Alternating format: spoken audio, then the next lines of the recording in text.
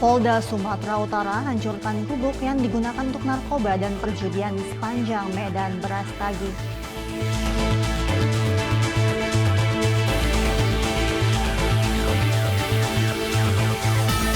Polda Sumatera Barat bantu penanganan pasca erupsi Gunung Merapi di Sumatera Barat.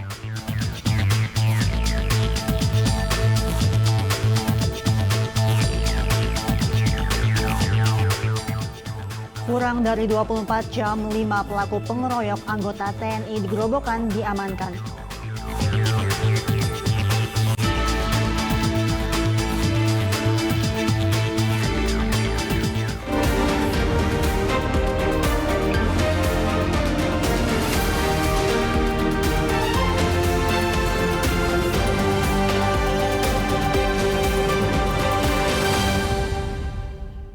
Selamat sore pemirsa, Presisi Petang kembali hadir edisi Senin 4 Desember 2023.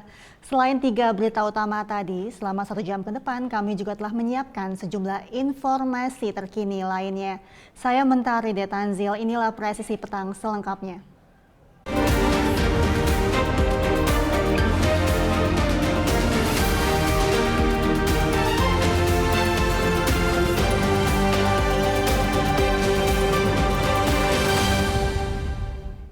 Gunung Merapi yang terletak di Kabupaten Tanah Datar dan Kabupaten Agam, Sumatera Barat mengalami erupsi pada Minggu 3 Desember 2023 sekitar pukul 14.54 waktu Indonesia Barat.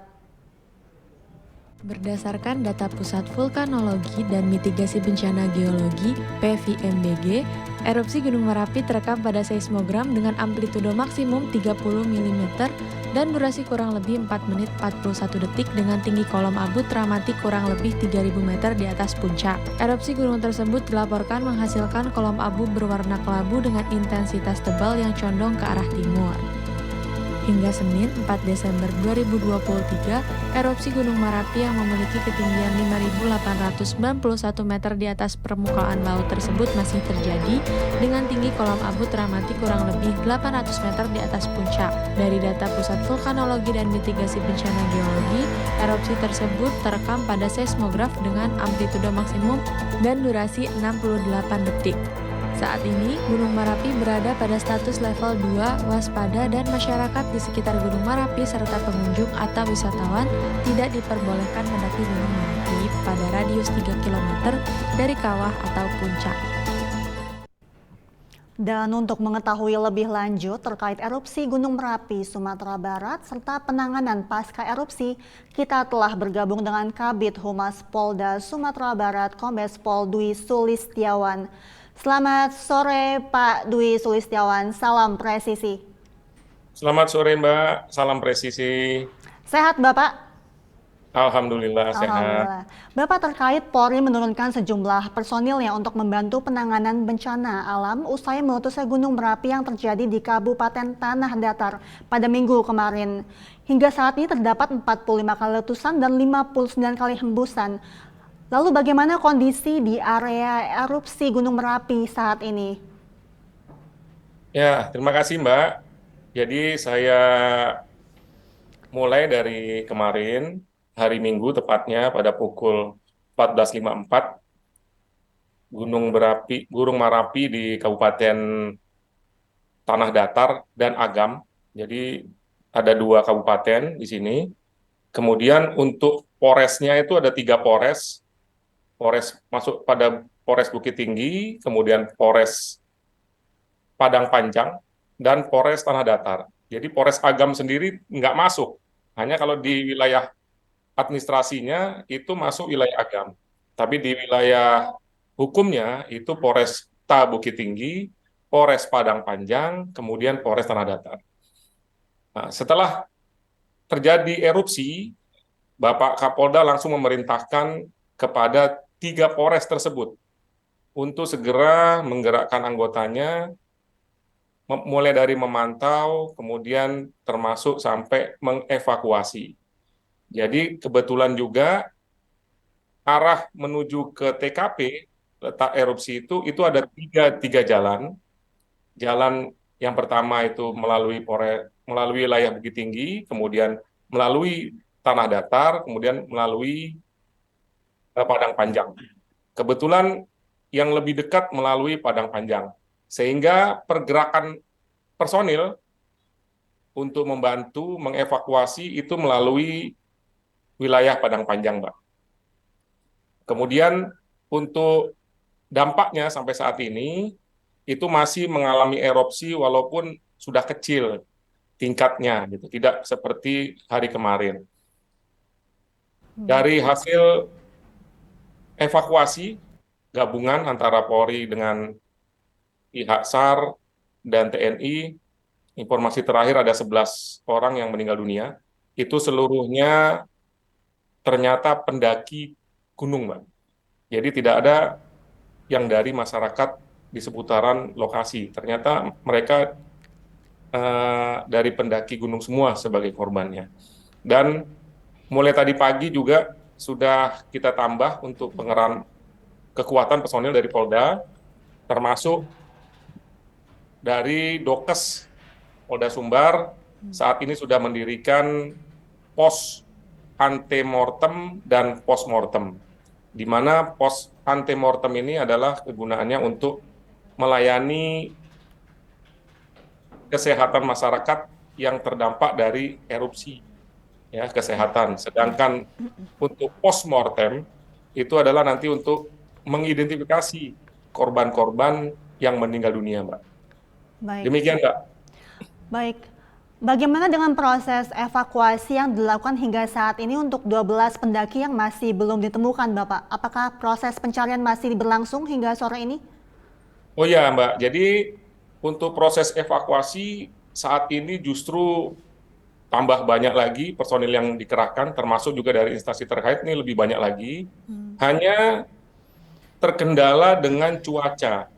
Memang kalau cuaca di Gunung Merapi ini, apalagi saat ini sedang memasuki musim hujan, itu di puncak Marapinya itu banyak kabut. Ditambah lagi gunungnya masih erupsi, sehingga cukup gelap saat ini. Sehingga kesulitan dari tim evakuasi sampai saat ini adalah karena gelap itu, Mbak. Tapi masih tetap dilanjutkan sampai nanti seluruhnya bisa ditangani atau diselamatkan. Begitu, Mbak. Lalu korban yang kini luka bagaimana keadaannya, Bapak?